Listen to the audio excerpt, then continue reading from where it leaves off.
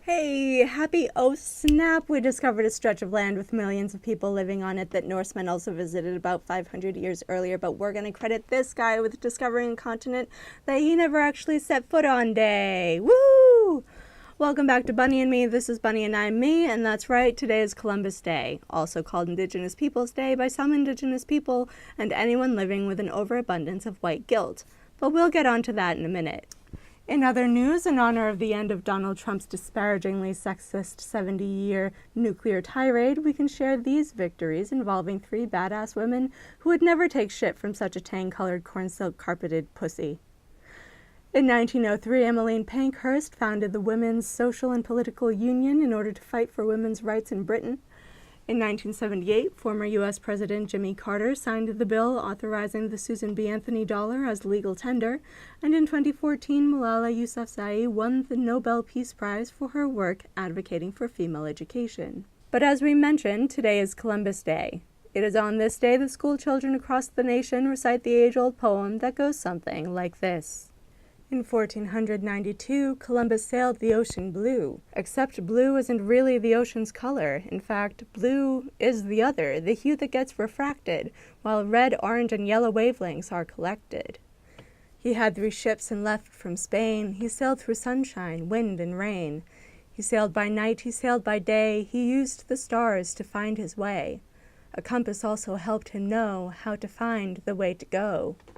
But of course, history has proven that Columbus's maps weren't nearly as accurate as Google Maps apps. 90 sailors were on board. Some men worked while others snored. Then the workers went to sleep, and others watched the ocean deep. Day after day they looked for land. They dreamed of trees and rocks and sand. All the while, Columbus quelled resistance by lying to them about their travel distance. When in miles they had traveled 40, Columbus lied and told his men 30. October 12th, their dream came true. You never saw a happier crew. When they landed on Paria Peninsula in present-day Venezuela, Columbus believed it to be an island, not realizing that he had found continental sand. Indians, Indians, Columbus cried. His heart was filled with joy and pride.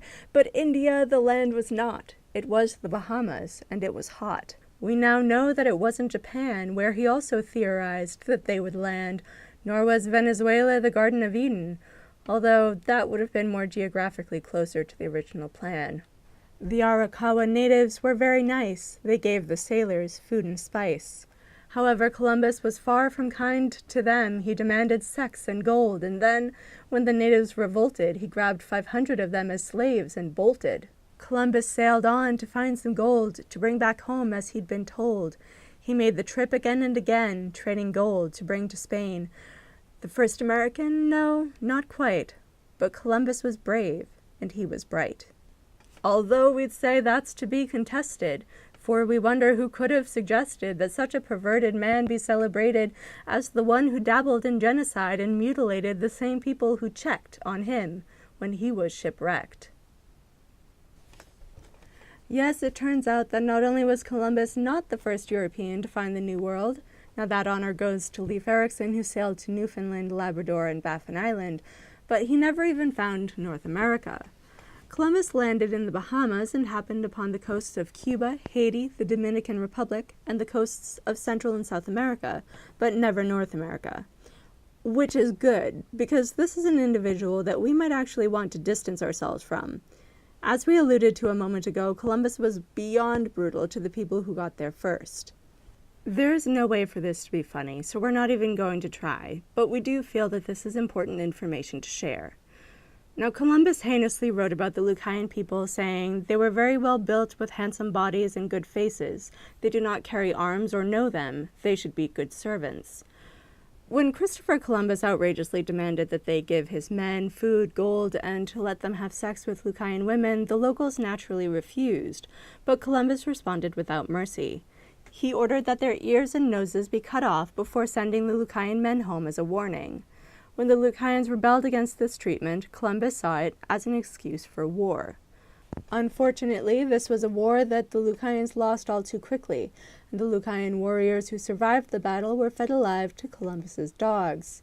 Since Columbus didn't have enough gold to send back to Spain, he made the journey worthwhile by capturing 500 Lucayans and sending them to Spain to serve as slaves.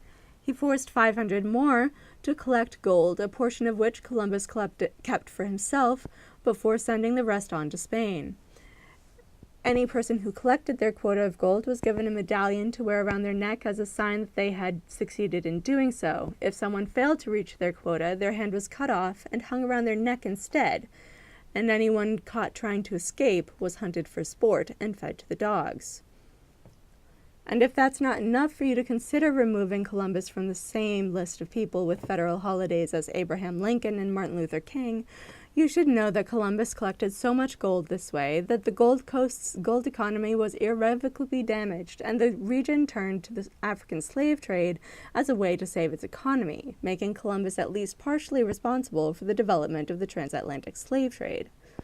Interestingly, Spain caught on to Columbus when Spanish colonists in Hispaniola, which is now Haiti, complained that he mistreated the colonial community by ordering floggings and executions without trial. Columbus was arrested and stripped of his title as governor of Hispaniola, but he never apologized and never learned his lesson.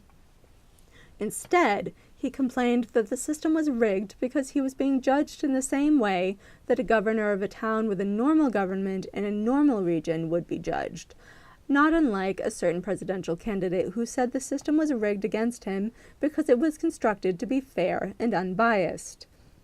Columbus claimed that instead he should be judged as a captain who conquered a warlike people. We'll remind you that these are the same people that he said do not carry arms or know them. So even before there were videotapes, people could juxtapose contradictory statements like "I deeply respect women" with "I'll grab her by the pussy." So if Christopher Columbus too closely resembles a genocidal version of a two-faced, two-tanned Twitterholic, then who should we celebrate on this day? Well, the state of Vermont and a few U.S. cities, including Denver, Phoenix, Seattle, and Minneapolis, now celebrate Indigenous Peoples Day, which seems like a suitable replacement for Columbus Day, if not a little too late. If we're going to use this day to celebrate the discovery of the Americas, why not celebrate the people who actually discovered it, the Indigenous Peoples of America? After all, first Americans have been fighting to protect the Americas from the dangerous illegal immigrants like Columbus for generations. Now, we don't really have time to go into the achievements of First Nations people this week, but we've been wanting to talk about the Dakota Pipeline for a while, so hopefully we'll have some details for you in the next week or so. Unless, of course, Trump's back-combed hair monster finally implodes, sending us all into a nuclear winter. Then all bets are off. So, Bunny and me will sign off by wishing you a very happy Indigenous Peoples Day. If you want to learn more about what happened today in history, about Christopher Columbus, or about the development of Indigenous Peoples Day, you can find links in the description below. Please, please, please don't forget to like, subscribe, and share. We really want to bring people into the conversation in new and entertaining ways, so we really do ask you to share with your friends. Don't forget that you can also continue the conversation in the comments section below.